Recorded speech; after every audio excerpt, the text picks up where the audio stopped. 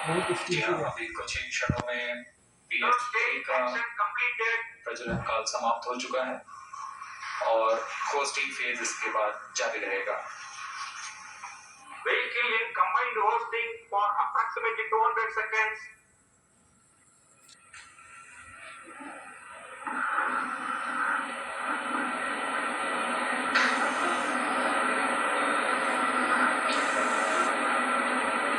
Unique to this mission, the PS4 15,125 दिन में पहुंच गए। will start twice. At predesignated times and duration.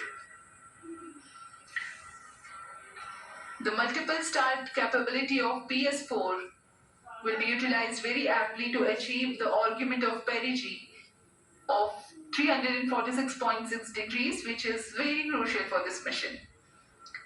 The commencement and duration of PS4 burns enable achieving this orbital parameter. PSLV-C57 से ये Argument of perigee is the angle that is made by the perigee point from the ascending node at equatorial plane.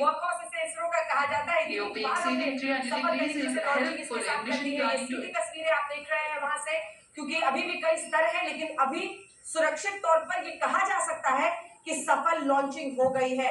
ये तस्वीरें Aditya L1 launching की आप देख रहे हैं, PSLV ने के जरिए इसकी लॉन्चिंग हुई है और जो पहला कदम है उसमें हम कामयाब हुए हैं। मुझे लगता है तमाम जो वैज्ञानिक हमारे साथ एस्ट्रोनॉमर्स जुड़े हुए हैं सबसे एक प्रतिक्रिया ले लेते हैं। योगेश्वर जी हमारे साथ जुड़े हुए हैं। सफल लॉन्चिंग, इसमें कोई शक नहीं था, लेकिन फिर भी देखिए दशकों की मेहनत रहती है और कुछ घड़ियों में सब डिसाइड होना होता है। यहाँ से पहला कदम हमने रख दिया सूर्य मिशन में। जी बिल्कुल। अभी तीसरा जो चरण बता रहे हैं कि तीसरा चरण पूरा हुआ है, तो एज अ साइंटिस्ट मैं हमेशा बहुत ज्यादा कॉन्शियस रहता हूँ। जब तक मिशन सक्सेसफुल नहीं होता है तब तक मैं ये नहीं कहूंगा कि I always cross my finger. हमने बहुत सारे ऐसे स्पेस मिशन देखे हैं जो कि फेल हुए हैं, तो ऑब्वियस बात है मुझे पूरा कॉन्फिडेंस है कि ये पीएसएलवी जो है वो इट्स अ मशीन जो कि बहुत बार यूज हो चुकी है, तो उसमें कोई डाउट नहीं है। बट चौथा चरण जो है वो पूरा होना बहुत जरूरी है, और जो कि इसको क्या करेगा, उसकी परिधि में रखेगा जहां से हमें इसको फिर मनोवर करना है। तो मैं यही कहूंगा कि अभी वेट करते हैं, चौथा जो चरण है उसको पूरा होने देते हैं, उसके बाद कहेंगे कि नहीं ये मिशन जो है सक्सेसफुल हुआ है। जी ठीक है, मैं समझती हूँ, मतलब प्रिकॉशन लेकर हमेशा चलना चाहिए, प्रिकॉशन लेकर हमेशा चलना चाहिए, लेकिन पूरा हिंदुस्तान हमारे वैज्ञानिकों के साथ जिनकी कड़ी मेहनत की वजह से आज हम सूर्य के इस मिशन पर निकल पड़े हैं। आप कुछ कहना चाहेंगे मिलिंद? जी बिल्कुल। तो जैसे कि ये एक दूसरा हैंगओवर हम लोगों को मिल गया है, क्योंकि इतना जैसे गूज़बम्प्स आ गए थे, रोंगटे खड़े होने वाला एक एक्सपीरियंस था देखने का, और ये भारत का एक नया इतिहास रच गया। अब आप एक चीज देखी होगी कि हम लोग पीएसएलवी रॉकेट्स कितना स्विफ्टली स्मूथली लिफ्ट ऑफ लेते हैं, और चंद्रयान 3 कितना जो स्टेबलाइजेशन का प्रोजेक्ट था वो कितना स्मूथली हमारा मून के सरफेस पे आया था। उसी तरह आदित्य L1 भी एक कितना सीमलेस ऑपरेशंस होते हैं इसरो के। तो इसरो का जो एक कॉन्फिडेंस है वो पूरी दुनिया में बहुत ज्यादा बढ़ गया है, जो कि पूरे कंट्री को बहुत हेल्प करेंगे। बिल्कुल, पूरे देश को मदद करेगा। प्रणब आपके पास फिर से आते हुए, हालांकि हम लोग यहाँ पर स्टूडियो में खूब उत्साहित हो रहे हैं, जो वैज्ञानिक बाहर से भी जुड़े हैं वो भी कह रहे हैं कि अब फोर्थ फेज का भी वेट कर लेना चाहिए, लेकिन कुल मिलाकर अब हमारे लिए पीएसएलवी लॉन्चिंग, मतलब अच्छा है कि तमाम वैज्ञानिक आज स्टूडियो में आए हैं हमारे आज तक के, लेकिन अब ये बहुत साधारण बात लग रही है इसरो के लिए, बहुत आसानी से वो कर ले रहे हैं इसको। हाँ, क्योंकि इतने सालों का कॉन्फिडेंस बिल्डअप हुआ है, हमने बहुत एक्सपीरियंस गेन किया है, हमने अपनी लिक्विड प्रोपल्शन इंजन बनाए जो पीएसएलवी को प्रोपेल करते हैं, जिसको हम विकास इंजन कहते हैं। इसमें ये भी जोड़ दूं कि शुद्ध रूप से स्वदेशी मिशन ये है हमारा, मतलब इससे बड़ी बात क्या हो सकती है हिंदुस्तान की? इसरो से बड़ा मेक इन इंडिया कैंपेन है ही नहीं, और ये बहुत अच्छे से करते हैं इसका। इनका जो लिक्विड प्रोपल्शन इंजन है वो इंडिजिनस टेक्नोलॉजी है, जो क्रायोजेनिक टेक्नोलॉजी है वो हमने खुद डेवलप करी है।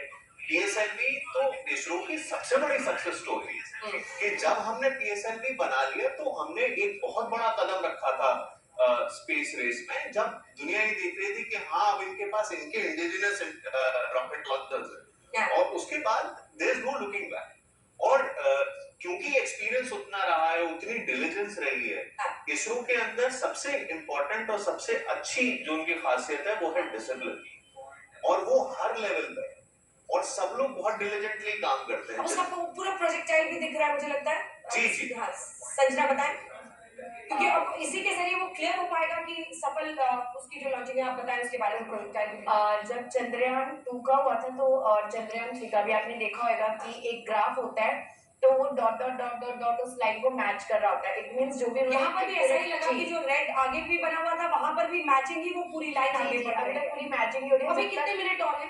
जब तक ये जो उन्होंने बताया था कि पूरे वो 63 मिनट्स का वो कर रहे हैं, तो जब तक ये 4 स्टेजेस इनके कंप्लीट नहीं हो जाते, अभी 3rd तक हुआ है हमारा, तो ये 4th तक वेट कर रहे हैं, क्योंकि वहां पर उनकी 2 आएगा तब वो ग्राफ कंप्लीट हो जाएगा। फिर हम कह सकते हैं कि हाँ, जो साइंटिस्ट ने एक्यूरेट डेटा कलेक्ट करके रखा हुआ था उसके साथ ये कंप्लीटली जा रहा है।